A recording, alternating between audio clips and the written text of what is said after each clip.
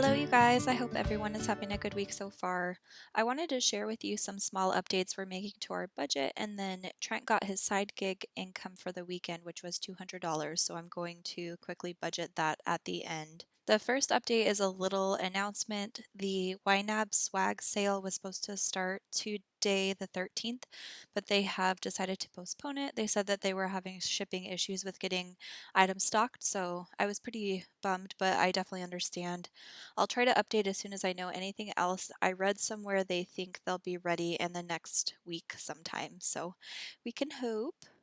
The second update is just this transaction here on our credit card. I wanted to address because we just paid it off. This is just our monthly phone bills. This is the only thing that will be charged to this card for the foreseeable future. Chase Bank has not been playing nice with us living in Alaska, even though we've changed our address with them and everything. We've had accounts frozen and there are no branches in the entire state, so we had a heck of a time trying to get it unfrozen, and I just don't want to deal with that again. That was several months ago. So even though we'll be missing out on our rewards, I want to make sure that we're still maintaining activity on this account.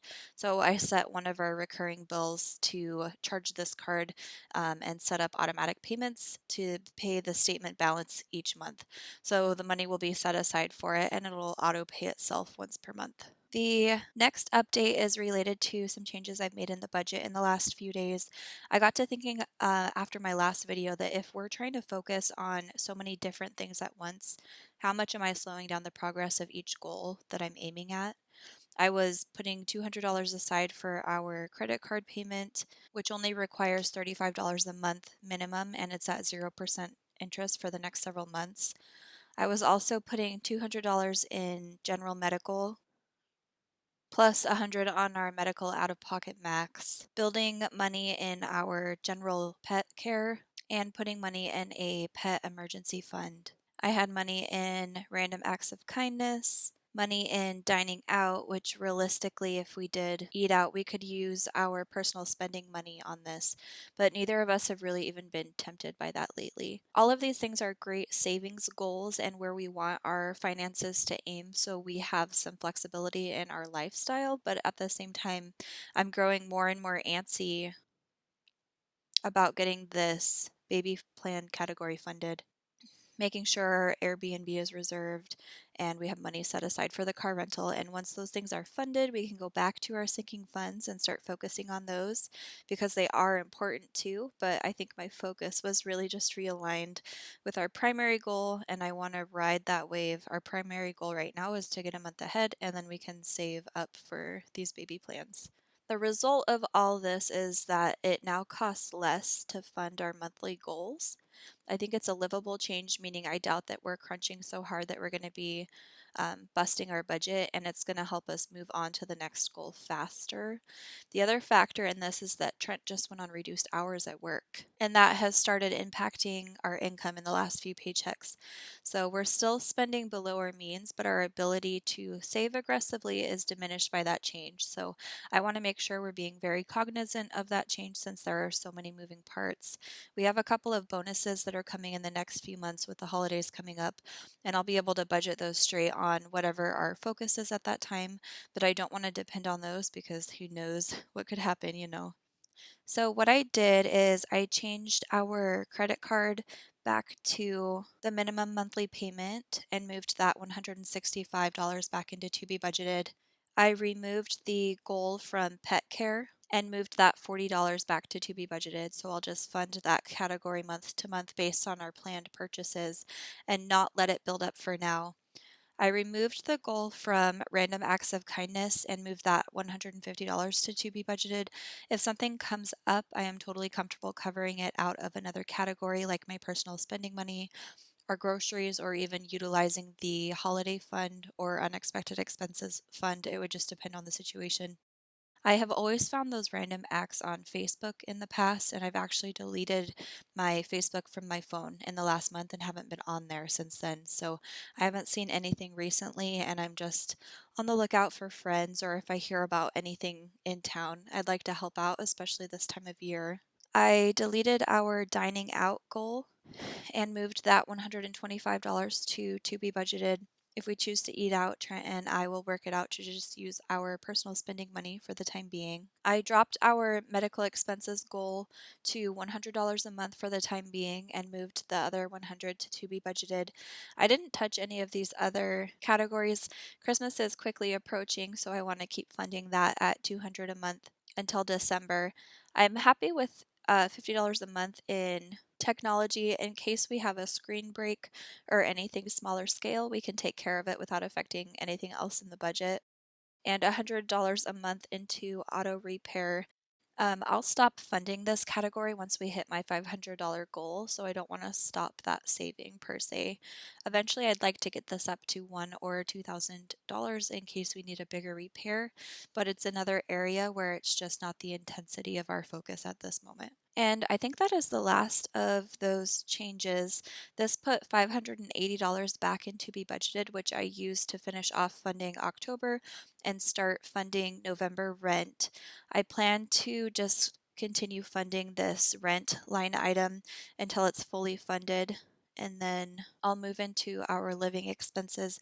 The first half of the month is the bulk of our living expenses, which comes from our Amazon Subscribe and Save, and the second half of the month is the bulk of our monthly bills. So the order of funding makes the most sense to me. Once those required monthly and living expenses are covered, we can move into fund money and then into our unexpected expenses and sinking funds. However, Trent and I decided to skip the emergency fund savings and sinking fund savings, with the exception of Christmas, for the month of November. We might repeat that for December depending on how we're doing towards the end of the month um, in getting a month ahead. But I want to applaud all of you that are 1 or even 2 months ahead. It is no small feat, and getting into a new budgeting style where the first few paychecks of the month are a mad dash to fund the next month, and then the last few paychecks can go on our goals is going to be quite the adjustment. It's a totally new way of thinking for someone who has always been paycheck to paycheck realistically. I'm excited, but with only a little over 3 months to fund a sort of longer term medically necessary trip, I'm getting nervous about making sure that we can get reservations in place and get stuff sorted out. I think I'm just going to do the best I can through the end of the year to get our rental money saved up. And on January 1st, if we're not there, then Trent and I can discuss putting a portion of it on credit or kind of figure out what our other options are. Like I said, we have a couple of bonuses that should still be coming this year. I don't want to depend on them in any way, but I think we'll be getting about $4,000 in unplanned money that will go straight to the baby fund and take care of everything that I'm nervous about. Another cool change for the month of November, we have put a lot of time and supplies into the rental that we're currently in. And our landlord, we spoke to earlier this week, he agreed to take $500 off of our rent for the month of November. We had saved all of our receipts and everything, and so we gave him those, and it ended up being, I think, like $300 in parts, and then he took an additional $200 off for my husband doing the work. So we get a little bit of a break on our rent for the month of November. And then the last update I have for you guys before I budget that $200 is that I went ahead and made a bigger holiday purchase. Um, I got stockings, a Christmas tree skirt, ornaments, a whole bunch of decor for Christmas because we don't have anything up here. And I found some really good deals on Prime Day, which also started today. So I went ahead and pulled the trigger on that. We had the money in the category for that purpose. And so it was actually really fun to just go and get that stuff purchased. And I'm getting excited about decorating and setting up our house for Christmas. It's really nice to want to kind of set up the atmosphere for our kiddos, especially Remy. She's about to turn 3. And so I think this is probably going to be the first Christmas where she kind of has an idea of what's going on, and she's going to be able to be excited about the traditions that we're starting. Anyways, that's it for our updates. I have this $200 here, and this is going to be the fastest budgeting ever because I am just going to send this straight to our November rent. And done. Thank you all so much for watching. I hope you have a great rest of the week, and I will talk to you all again on Friday. Don't forget to hit the thumbs up and subscribe if you haven't already. Bye.